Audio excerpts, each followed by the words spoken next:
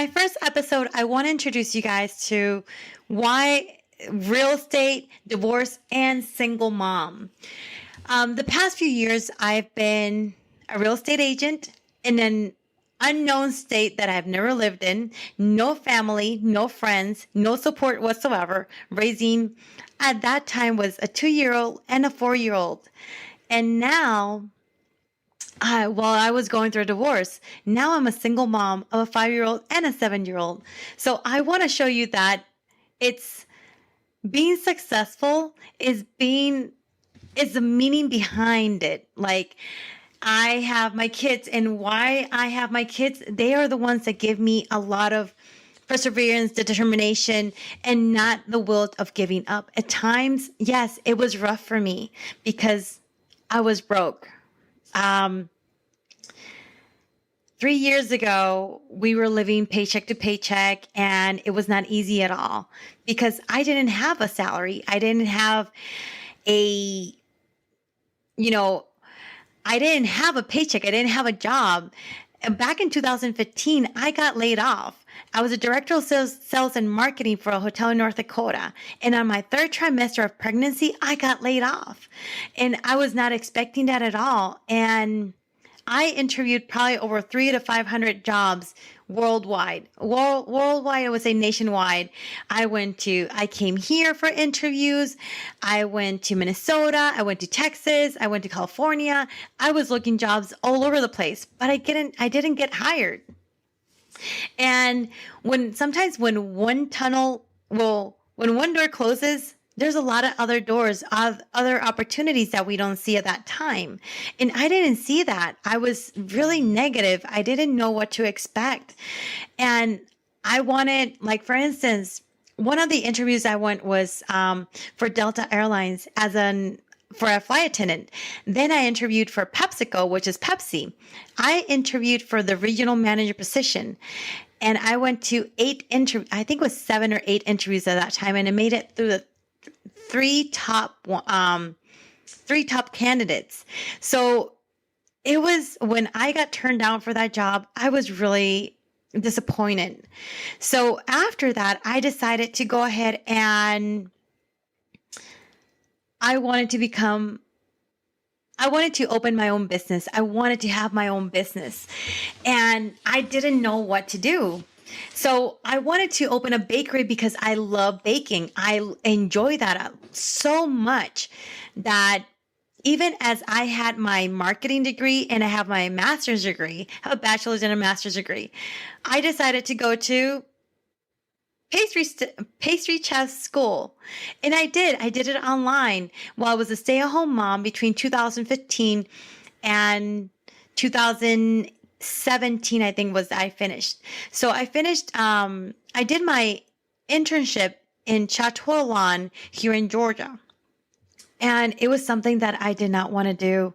I was so disappointed because it was taking me away from my kids, and it was something that I did not want it to be. I didn't want to be taken away from my kids and my family. So that was like, okay, so what do I do now? After I finished my internship, I went back to the hotelier world, back in North Dakota, from Georgia back to North Dakota again. I hated it. I did not like it at all. I didn't enjoy it. It was such a dread. And I'm like, what am I going to do? What am I going to do? But back then, while I was doing my pastry chef degree, or pastry chef, my brother insisted me to take my real estate license. And let me tell you, I have a spoiler on this. So my book will be published soon, is Becoming Successful in Real Estate, How I Sold My First $15 million as a Single Mom. So now going back to, as real estate, I didn't want to do the test. I didn't want to take the class. I was basically dragged to the class. My brother-in-law took me, and it was like 2 hours. It was from Minot, North Dakota to Bismarck. And this was like, I think it was like Friday, Saturday, and Sunday. We had to do it 3 days. And I think it was like for 2 weeks. It was 40 hours. I think it was like 8 hours. Yeah, it was 8 hours, or is it 3 weeks? I cannot remember right now. But it was 8 hours Friday, Saturday, Sunday, and then another 8 hours. It was like, I think it was like 12 hours. I do not remember how long was it. But my brother-in-law dragged me. He's like, no, just take it. Because at that time I was actually working with, I was selling Perfectly Posh, and I was writing like sending samples, writing notes, and also I was trying to do events too. So everything that I was doing, supposed to be doing in real estate, I was already doing it for a smaller pay with an MLM company. And my brother's like, "What are you doing? You could actually make so much more money in real estate than selling soaps and lotions." Don't get me wrong, no offense to anybody whatsoever, but I didn't want to do it. I was scared because it was commission only, and I was like, why would I do that? Commission only, I'm not going to make, I mean, what if I don't make money? What if I fail? I was scared. So in this case, it was, my brother told me, okay, so just do it. All right. So I took the test. Okay, so I went through classes. I took the test the first time, the practice test. I did pass the practice test. My instructor back then told me, hey, you know what? You should go ahead and study a little bit more harder. Okay, that study took me a whole year to study again. I think I took the test the first time. I took the test the first time. I failed. I cannot remember how much I failed because I thought it was going to be easy. No, I was wrong. Um, I waited a whole year to take the test. I took the test 8 times.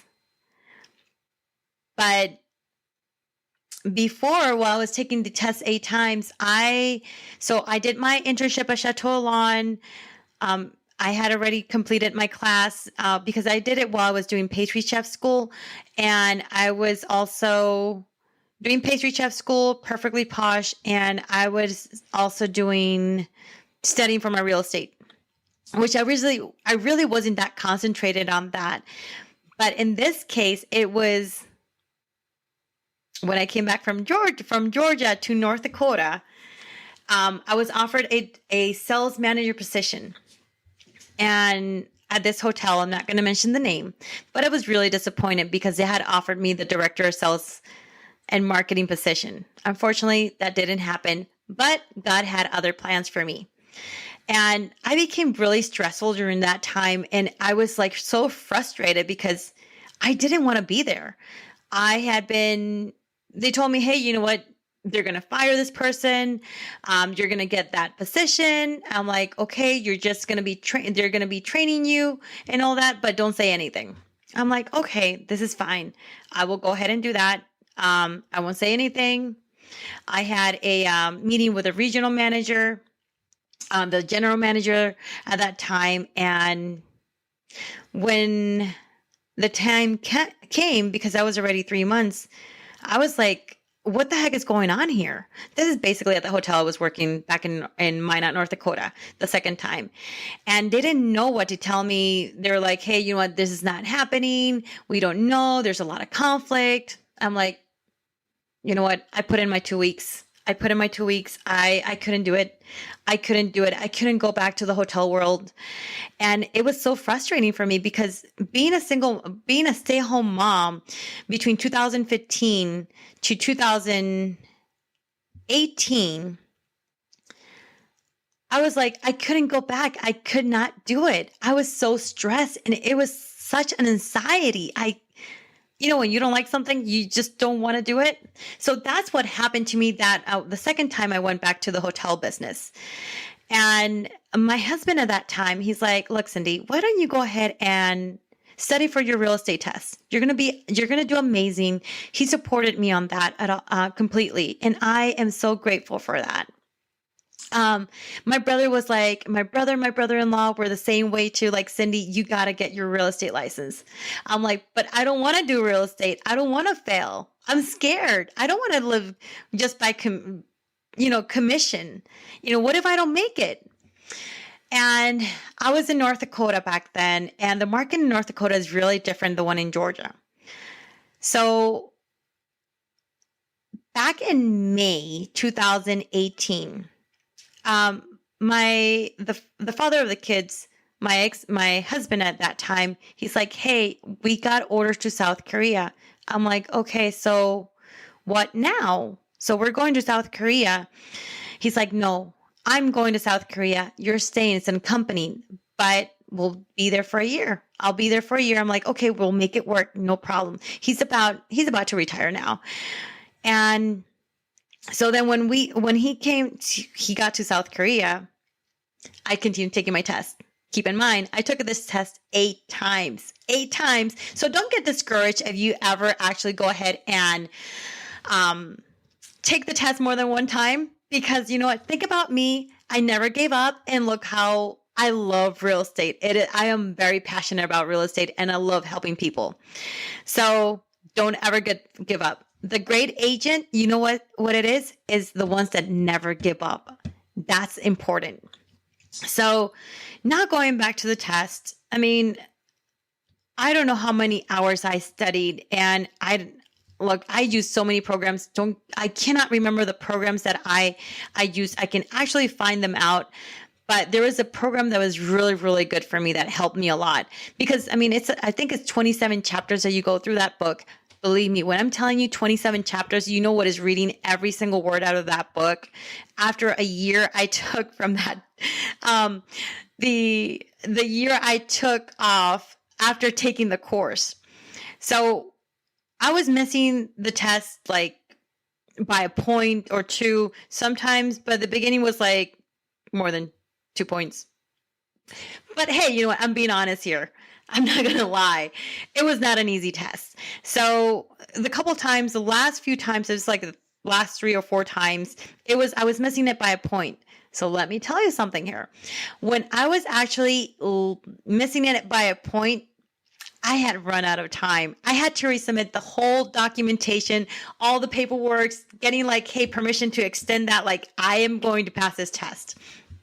Anyway, they extended it, and I think I passed it on July 6th. So my husband at that time, he actually had left to South Korea already. And I was so happy when I passed it, because I was having breakdowns every time I didn't pass a test, because it was awful.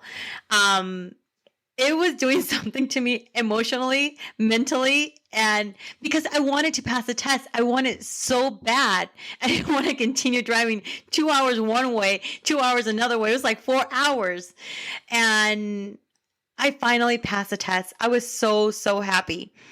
I passed it on, I think it was July 6th or July 2nd, because by that time it was like, it was a holiday because of July the 4th. But anyways, I passed the test. So now the kid's dad is in South Korea. All right. So he's in South Korea. He tells me, hey, I think it's like July 10th. He calls me. All right. Oh no, wait, before that, let me tell you this. So before that, he tells me, hey, before he goes, he's like, 2 weeks later, he's like, we got orders to Japan. Okay, so when are we going to Japan now? Well, that's going to be a year later. But get everything ready, start getting everything prepared. We had a dog by then. I hadn't been like, had started to just like declutter things and not save a lot of things. Not so okay, so that was the plan. Going to Japan, living there for 2 years. So now when he gets to South Korea, he asked me, now that you passed the test, what do you want to do? Do you want to go ahead and stay in Georgia? I mean, go to stay in Minot, North Dakota, or go to Georgia? I'm like, look, I'm going to Georgia, because I'm not going to deal with this negative 81 degrees. So though my brother-in-law was there, my brother was there. My brother was in full-time there because he's a flight attendant. And he also has his real estate license too. And they'd have a lot of investment properties as well. But I knew he was going to move that same year too. So for me, it was like, I'd rather just go to Georgia, have the full support of your family. And you know what? They'll help me out. Little did I know, it was a totally different story on that. Um, I moved to Georgia, and I think it was like probably 3 to 6 months later, everything went downhill with his parents. I don't want to get that much in detail or anything, but it was basically me, myself, and the kids. I was a dad, I was a mom, and it was my kids. I didn't have any friends or family. I was trying to get into a new career that I had no idea what I was getting myself into. Yes, I knew I was basically having to do the same thing as I did as a director of sales and marketing, follow up, cold call. But how did I start? That was where I was like, okay, what do I do now? I joined the team, and I'm really grateful for them because I learned a lot of things, but it was not enough training for me. I'm a person that I need to gain knowledge. I need to learn. I need to know more things. And it wasn't really enough. So I started with Keller Williams Linear Partners. And then I started with a team. I'm not going to mention the team, but it was really interesting how much training they provided, which is awesome. That's where I learned how to do contracts. I learned like the basics that I needed to do. And then I also went ahead and I bought a few books that helped me a lot, like the Millionaire Real Estate Agent. And I started reading and I started learning from other books that I read too, until I came up with a Tom Ferry program. But before I get into all that, I just want to say that for me to be here in Georgia without no knowledge or anything, well, in the real estate world, because it's a totally different ball game. Don't get me wrong. It's an amazing job, but it's not about only opening doors. It's not about opening doors and putting signs on. No, not at all. It's about negotiating, learning how to listen to your client and know what they're looking for and wanting. I will give you an example for today. I have a client, and he is actually, I've been working with him for almost a year. Working with him for almost a year we've been in communication. We've never met. He said that he's coming to Georgia. He rented a lake house. He's never been to Lake Lanier. So that's here in Georgia. You can actually Google it. And he wants to get away from his daily job. And that's really important. Okay. He's never been to Lake Lanier. What are the important things that a client needs to know? What are their wants? What are the needs? What are they wanting to do? So let's say, for instance, I have a little list here. I am going to tell you things that I have discussed with him and I've learned too. So he wants a lake view. So seasonal open view, that's really important for him, but he has to pay for the price. So around that's going to be between $800 and $1 million. That is his budget. So it's more like a vacation home for him, which is amazing. But I also needed to know that he has to at least have 4 bedrooms and minimum of 3,500 square feet. And I asked him, are you going to have a boat? Yes, he is going to have a boat, and he's going to have some jet skis. So that for me already, I know he needs to have a double slip dock, and it could be with an optional party deck. So that's okay. As long as they get this double slip covered dock, that's important. And it needs to have, depending on how big the boat is, we need to find out, I need to find him a house with a deep water. So that's important too. And if it's going to be in a cove, open or closed water. So he wants to be in somewhere that it's going to be open water. So now you learned a little bit of lakes here.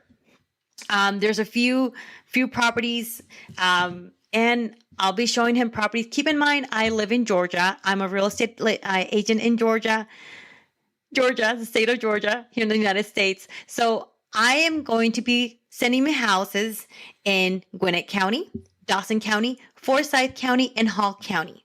So why do I know about all these counties? Because when I started, I went all over the place. And I still go all over the place depending on the budget. I mean, on the price range of the property. Sometimes I really don't care just because I want to know and learn about the areas. Like if you Google White County, that's where I can get the best honey. And that is very like I love to know about wineries. I like to know about what you can get local. Supporting local is really important. So going back, because I know this is my first episode, I don't want to bore you guys, but at the same time, I want you guys to understand that my first year in real estate, my first few months were very, very, I learned a lot. So when I started with a team, because I did not know anybody, and the kid's dad at that time, well, my ex-husband or my husband at that time, he told me, "Hey, you know what? Why don't you join a team since you don't know anything and anybody?" So I did join the team.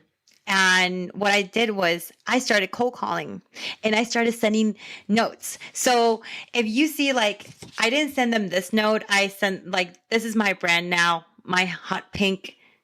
For me, it's really important, hot pink. So whenever I was writing handwritten notes. So for every phone call that I made, I would just go ahead and just tell them, "Hey, do you have anybody that is looking to sell or buy?" And I got my first listing. Well, my first two listings, I got them like that. And I felt really, really good about it. But I after my first listings, I really was concentrated more on buyers, which is a totally different ball game. I'll let you guys know. Yes, they say that with listings you last, and that is true. With listings you last, but that I can actually go ahead and tell you a different type of story. Well, that could be a different episode for that. But it was really fun for me. Pictures. So after I did my third listing, I wasn't getting that much paid in a team because they would take, I'll tell you the split. It was a 60-40. So the team would get 60, I would get 40%. And on top of that, Keller Williams would get 70%. I think it was 70% or 80%. I'm not so sure.